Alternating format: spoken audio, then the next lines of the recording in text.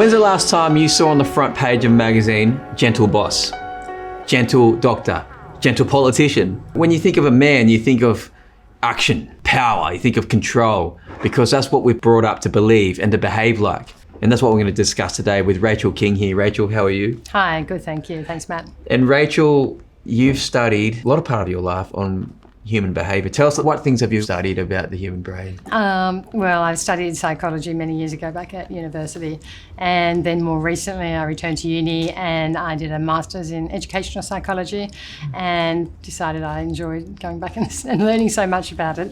I went back and did a master's in brain and mind science at Sydney Uni Medical School. Rachel, when I start thinking about what a man is, gentle doesn't come to mind. Gentle isn't on the front cover of any magazine or the headline of any major movie. Why isn't being gentle popular? I think people think it's something, of past days and days gone by, Yeah. and they don't really know how it relates to the current world. We see Will Smith. Yes. That happened. And Will Smith, of course, had plenty of other options as to what he could have done. He could have used his intellectual strength, his emotional strength. He could have used his much more highly evolved, brain and choices to come up with something better than he unfortunately did. So one of the things in everyday life, sometimes people feel like they have no options, but they always do. Like, we have a brain that is able to have foresight about what consequences that could happen without having to die or to get fired or we can avoid these things in our minds, That's right? right, yeah. Yeah, we're fully equipped to actually make a decision that is in our best interests and the best interests of others. We've been gifted with an amazing, prefrontal cortex, which, is just a fancy referral to all those sort of higher order capabilities that we have. And as you said, the ability to slow things down and actually assess and think about and consider various options and then do a bit of a scenario analysis on, how are they going to play out for me? Will Smith could have done that. If I walk up there on stage and I just react and I just hit Chris Rock, what's the outcome of that look like for me? And for everybody else there, actually, and actually for my wife even. And decide, no, maybe I won't do that one, I'll do something else. We do possess that capacity to actually make a decision about how we want to respond in a way that gets us the outcome that's best for us and others. And it brings it back to what I feel like men have to appear to be strong. I feel really hard sometimes to be vulnerable. The suppressed feelings of that in our culture, what I can see as men is we're aggressive, and we saw that with Will Smith, but I see it amongst the community, I see it amongst in our culture. So the mark of a strong man, it seems to be the behavior is that aggressive type. But what qualities make a gentleman? I did actually ask a number of people, what did they think, and ranging from ages of 16 to 60, males, females, and gender neutral, just finding out, throw some words out. And not surprisingly, common words were integrity and kindness and empathy and, awareness, those kinds of things. How hard is actually that to be versus just going inferno and being reactive? Well, is much harder because it does require the use of those capabilities that I was just talking about, those higher order abilities to not just react and respond, but to slow things down and actually choose based on consequences and outcomes and then decide what the best answer is. But I guess for me, I like to dig a little bit deeper and find out what allows somebody to actually be those things, be those qualities. And I think it's really around that aspect of control of self, not control of others. Is control like a skill that we can learn to do? Like how do we become this gentleman? I think it's in the consciousness for a start. So it's being aware of how we're feeling, noticing how we're feeling, recognising that maybe we are getting quite reactive, and then reminding ourselves that, hold on, I've actually got this capacity to not just react, to actually slow things down and then to decide how I want to respond.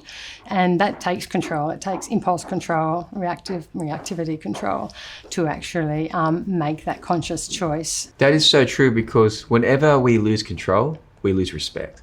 No matter how successful you are, it can all come crumbling down. Yeah, you can. And then what happens next is generally feelings of regret, shame, embarrassment, There's apologies that have to get made. There's a whole lot of behaviours that come after that reaction that are generally not pleasant ones to have to go through. So again, not only controlling that impulse at the beginning is useful for the outcome you want, but it also avoids you having to go through all of that discomfort of regret and apologies and shame at the way that you actually behaved. Yeah, every gender, every sex has a set of behaviours that are acceptable in our culture at the moment. So for me, I'm saying that it seems to be very difficult for men in our culture to be open and to be vulnerable and to admit when we're feeling those guilty feelings and that shameful feelings. What does the research say that typically men do when they feel those types of emotions?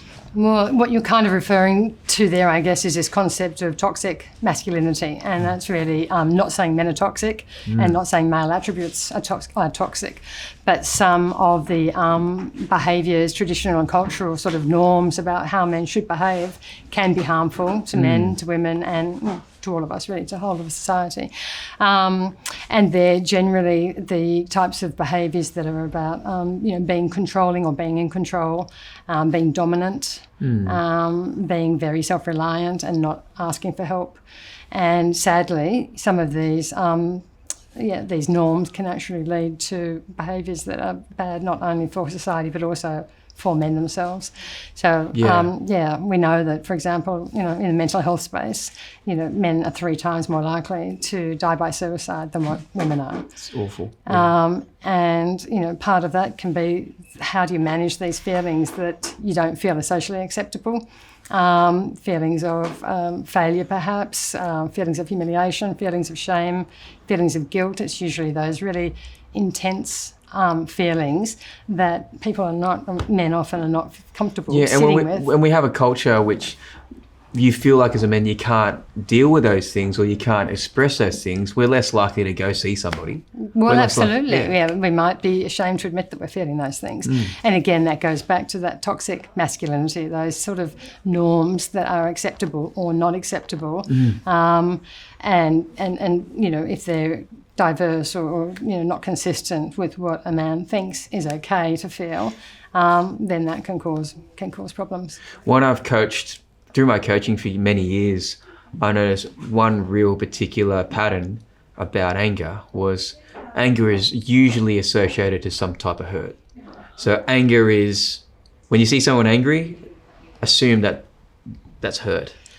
Right. Yeah, most people don't, unfortunately. Most people, because we're all human, we actually react to the anger coming at us. So your chemistry that you're shooting my way when you get angry and all the vibes that are coming out of you, they then trigger me and then I get angry back at you and then you get angry. So, it spirals into a pretty unpleasant situation. So being able to look beyond that secondary emotion, which is anger. Anger is said to be secondary. So you're saying anger is a secondary emotion? Right. So so fear of losing something sometimes, fear of having less of something being sometimes. exposed or feeling like they're not adequate, or all of those things or that they've lost control, lost power. So for somebody who feels like it's very important for them to be dominant and in control, if they feel they've lost that power, then there's a fear of, well, how am I going to operate if I don't have that control? So anger can be an expression of that. It can also be an attempt to try to win that power back and take that control back that they feel that they've lost. Yeah. See, I can see we're only scratching the surface of this, but we can already clearly see that if we're in a culture where men don't feel like they can deal with these emotions and can do this and should do this, then it's only going to be this suppressed approach to life, which is going to result in the terrible things you mentioned that research has shown is suicide and mental illness and broken relationships and unemployment and a whole bunch of things which come from this one issue. Yeah, well, also, we should talk about domestic violence just quickly there as well. So we know that 75% or more of perpetrators are male of domestic violence. Wow. And that could even be greater now that we're looking at things like coercive control and also financial abuse, which are newer types of violence that are being included under that banner. So it's pretty substantial when you think about that as a number. You're right. And the physical abuse and the verbal abuse, words sometimes get underplayed, but words get you hired, they get you fired, they get you a date, they get you divorced, and they can cause so much mental damage to you. But it's actually, research has shown that the most common form of abuse in our culture is not just physical. No, it's emotional abuse, psychological abuse. Yeah. And then there's a lot of work being done in that space at the moment that's really elevating those other types of abuse that previously, because they were perhaps more invisible, were not really noticed so much or taken as seriously, I guess. And yet most people who have suffered physical violence and also psychological violence, most, depending upon how extreme the violence has been, would say actually the emotional and the psychological was worse than the physical. Right.